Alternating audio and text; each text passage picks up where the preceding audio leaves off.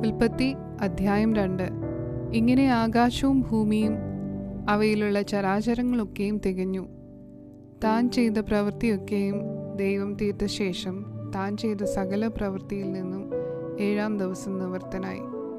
താൻ സൃഷ്ടിച്ചുണ്ടാക്കിയ സകല പ്രവൃത്തിയിൽ നിന്നും അന്ന് നിവൃത്തനായതുകൊണ്ട് ദൈവം 7-ാം ദിവസത്തെ അനുഗ്രഹിച്ച് ശുദ്ധീകരിച്ചു.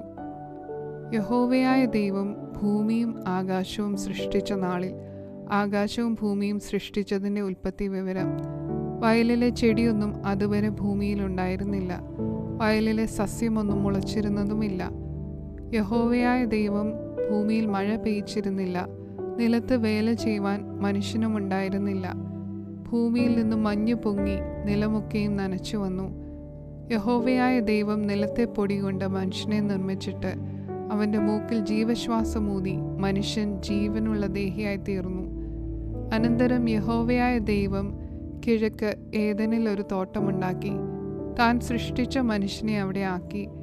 കാൺമാൻ ഭംഗിയുള്ളതും തിന്മാൻ നല്ല ഫലമുള്ളതുമായ ഓരോ വൃക്ഷങ്ങളും തോട്ടത്തിൻ്റെ നടുവിൽ ജീവവൃക്ഷവും നന്മതിന്മകളെക്കുറിച്ചുള്ള അറിവിൻ്റെ വൃക്ഷവും യഹോവയായ ദൈവം നിലത്ത് നിന്ന് മുളപ്പിച്ചു. തോട്ടം നനപ്പാൻ ഒരു നദി ഏദനിൽ നിന്ന് പുറപ്പെട്ടു. അത് അവിടെ നിന്ന് 4 ശാഖയായി പിരിഞ്ഞു. ഒന്നാമത്തേതിന് പീശോൻ എന്നു പേർ. അത് ഹവീല ദേശമൊക്കെയും ചുറ്റുന്നു. അവിടെ പൊന്നുണ്ട്. ആ ദേശത്തിലെ പൊന്ന് മേത്തരമാകുന്നു. അവിടെ ഗുൽഗുലുവും ഗോമേദകവുമുണ്ട്. 2-ാം നദിക്ക് ഗീഹോൻ എന്നു പേർ. അത് കൂശ് ദേശമൊക്കെയും ചുറ്റുന്നു. 3-ാം നദിക്ക് ഹിദ്ദേക്കൽ എന്നു പേർ. അത് അശൂരിന് കിഴക്കോട്ടൊഴുകുന്നു. 4-ാം നദി ഫ്രാത്ത് ആകുന്നു. യഹോവയായ ദൈവം മനുഷ്യനെ കൂട്ടിക്കൊണ്ടുപോയി ഏദൻ തോട്ടത്തിൽ വേല ചെയ്യുവാനും അതിനെ കാപ്പാനും അവിടെ ആക്കി.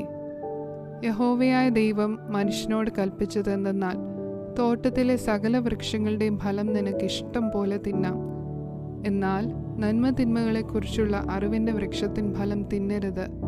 തിന്നുന്ന നാളിൽ നീ മരിക്കും. അനന്തരം യഹോവയായ ദൈവം: മനുഷ്യൻ ഏകനായിരിക്കുന്നത് നന്നല്ല, ഞാൻ അവന് തക്കതായൊരു തുണ ഉണ്ടാക്കി കൊടുക്കും എന്ന് അരുളി ചെയ്തു. യഹോവയായ ദൈവം ഭൂമിയിലെ സകല മൃഗങ്ങളെയും ആകാശത്തിലെ എല്ലാ പറവകളെയും നിലത്തു നിന്ന് നിർമ്മിച്ചിട്ട് മനുഷ്യൻ അവയ്ക്ക് എന്ത് പേരിടുമെന്ന് കാൺമാൻ അവൻ്റെ മുൻപിൽ വരുത്തി. സകല ജീവജന്തുക്കൾക്കും മനുഷ്യൻ ഇട്ടത് അവയ്ക്ക് പേരായി.